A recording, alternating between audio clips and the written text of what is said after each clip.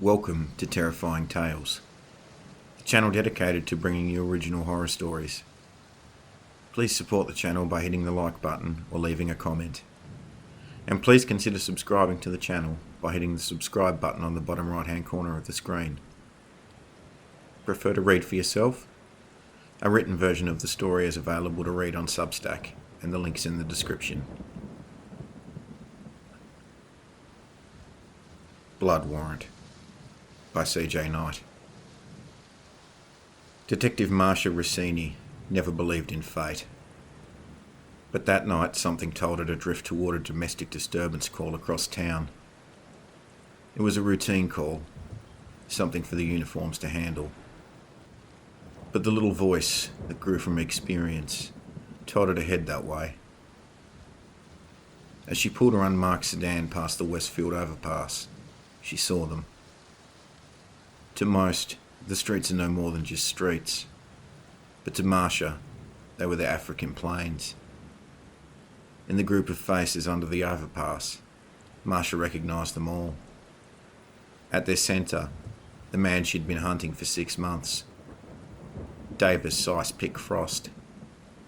Icepick was a mid-level dealer with a reputation for violence. 6 months ago he crossed the point of no return. He gunned down 2 young officers who hadn't realised how dangerous he was.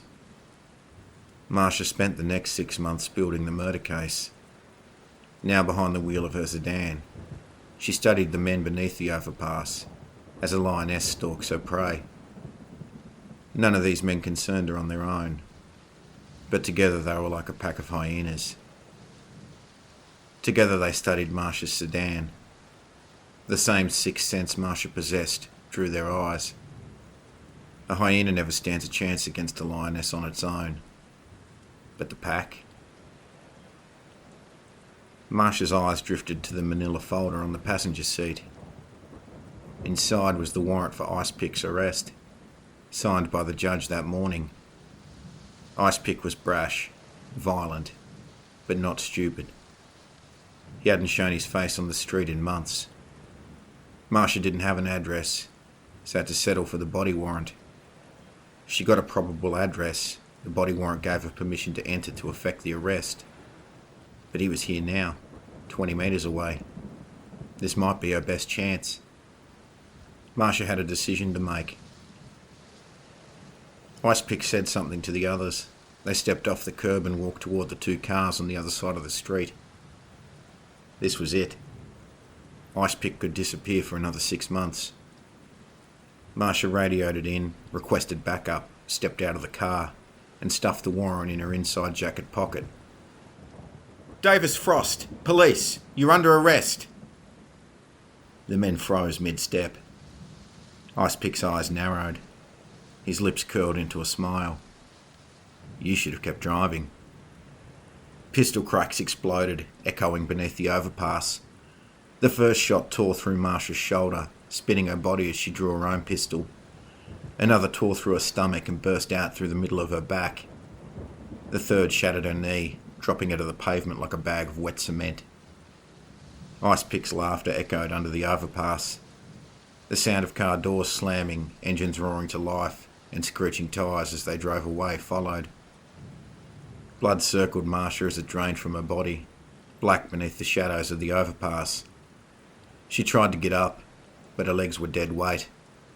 Blood filled her lungs, choking her with each wet breath. Dark circles appeared at the edge of her vision.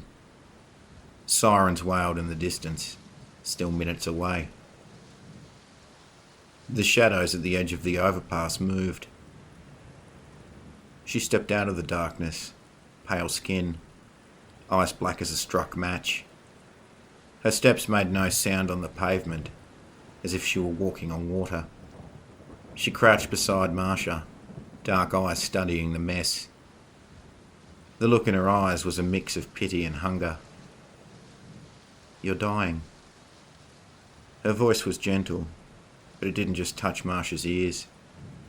It seeped its way into her mind like fog. "No shit," Marcia coughed. The gentle droplets of blood landed on her cheek.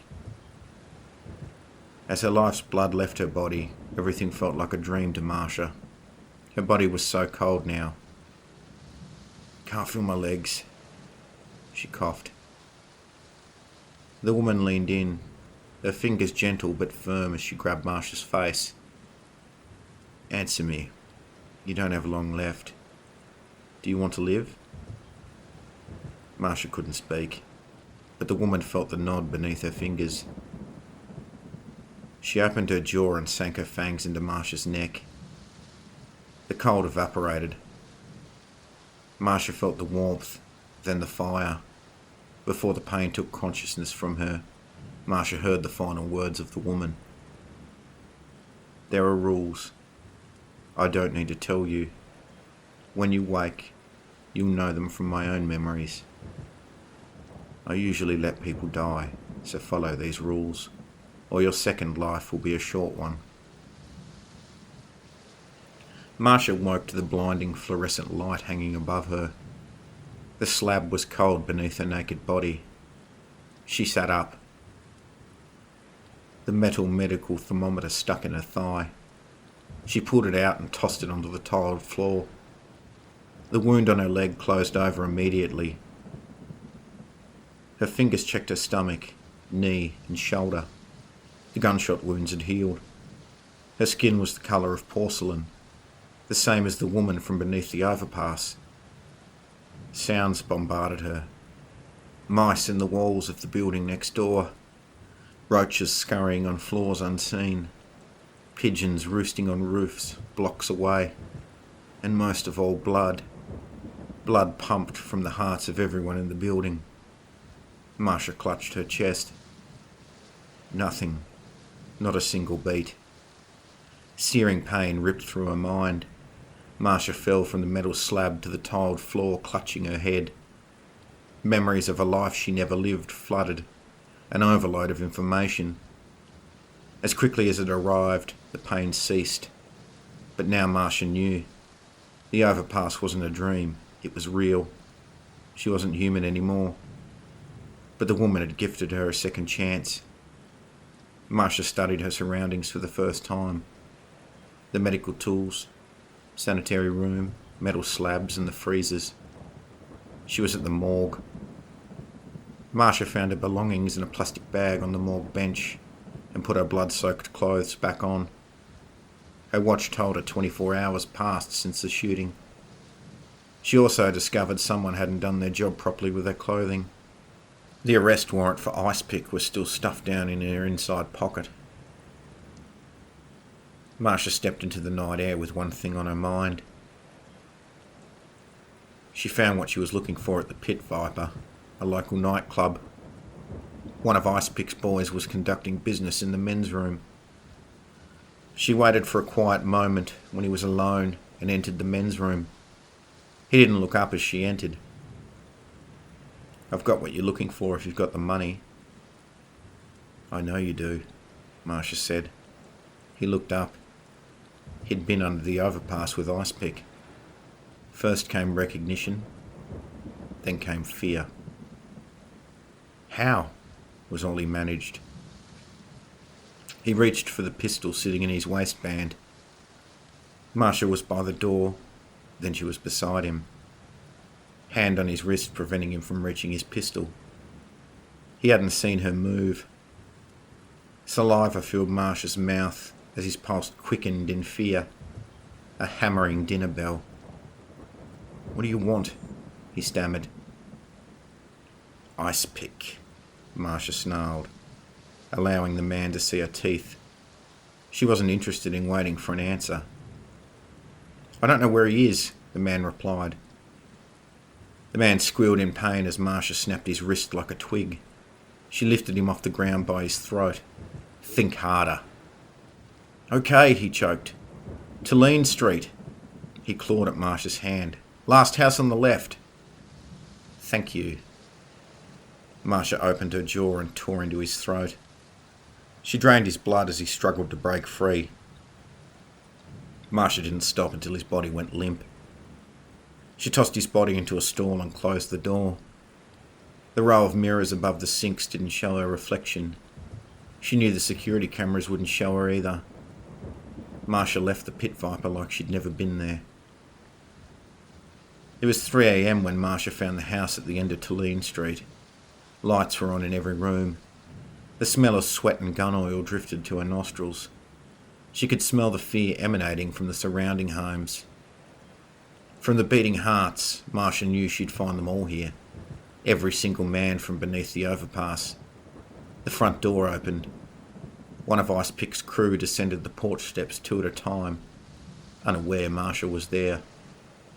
As he walked toward the car in the driveway, she closed in. She leapt onto his back like a panther and sank her teeth into his throat. Marsha ripped the flesh away and spat it on the ground. Blood sprayed feet in the air with each pulse of his heart. He slumped against the car, pouring at his neck in futility. Marsha felt eyes on her from the porch, intoxicated by the smell of their fear. The 3 men retreated inside and slammed the door. Ice Pick wasn't among them. Marsha stalked up the steps, footfalls silent. Wet blood ran from her lips.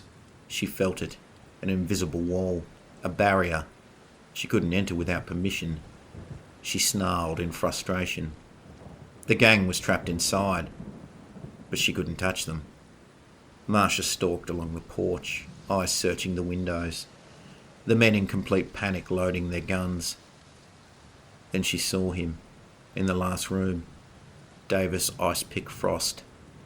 She reached into her coat pocket, her fingers finding the arrest warrant, signed and legal. She was, after all, still an officer of the law. And now she had a reasonable belief that the person mentioned in the warrant was inside the premises. Marsha stepped back to the front door. The house shuddered as she placed her fingers on the doorknob. The barrier vanished. Permission granted. The door exploded in a shower of splinters as Marsha kicked. They screamed. Gunfire exploded, this time useless. Each wound on Marsha's body closed as soon as the bullets struck. She grabbed the first man by the wrist and ripped his arms from his body. Blood sprayed across the walls. She dragged the next man in front of her. Bullets from his friends tore him to pieces. His body dropped onto an old worn rug soaked in red. One tried to flee upstairs. Marsha grabbed him by the ankle and dragged him back down the stairs. As his head rested on the bottom step, Marsha stomped down. His head exploded in a shower of blood and bone. She found one hiding in the kitchen, cowering beneath the table, sobbing. "Please stop," as Marsha dragged him out. His scream ended when she twisted his head free from his body. The house was quiet. Marsha checked the bodies. Ice Pick wasn't among them. She closed her eyes. There was still one heart beating in the house. He was hiding in the basement. The heartbeat quickened as Marsha descended the basement stairs. Ice Pick stepped in front of her and fired. Marsha's head rocked back with the force of the shot. She brought her head forward. Smoke curled from the circular hole in her forehead. Ice Pick's eyes grew wide as the wound closed over. The look of fear brought a smile to Marsha's face.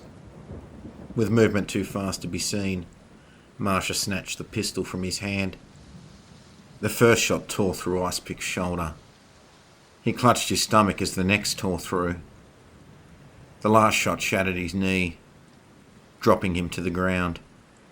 Before he lost consciousness, he felt Marsha's fangs sink into his throat. Ice Pick came to the next evening. The silver chains burned his skin. Marsha had chained him to a tree. He screamed in pain as memories flooded his mind. Marsha emerged from the shadows. "Now you know the rules, Ice Pick." "What have you done to me?" he screamed. "Nothing yet," Marsha said. "But I don't have to tell you what's going to happen when the sun comes up in a few hours. You already know." Ice Pick screamed for help. The look of fear on his face brought another smile to Marsha's lips. "Scream all you want. At this time of day, this far out, no one's going to hear it. You get to sit there, silver draining you, knowing that you die at sunrise." Marcia returned to the shadows, enjoying every pleading scream that followed her.